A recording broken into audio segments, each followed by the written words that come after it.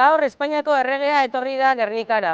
Noiz eta Alemaniako presidentea bonbardaketaren biktimak omentzera etorri den egun berean. Eta guk argi diogu, ez dugu Espainiar monarkiaren aurpegi zuriketa hau onartuko.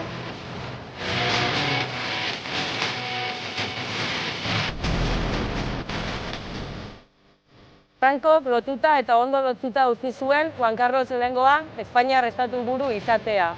Eta orduztik mende erdi igaro den honetan, errege ustelaren semea den Felipe Seigarrena dago orain tronuan.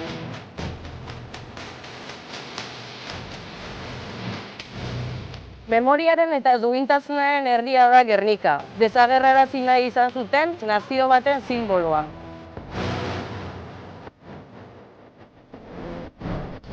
Frankismoak inposatu zizkigun borboidarrak gaur Gernikara etortzea irain mingarria da euskaldunontzat.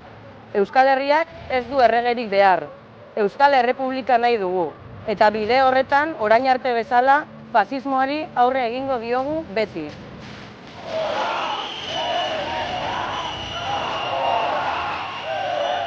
EH mugi gara.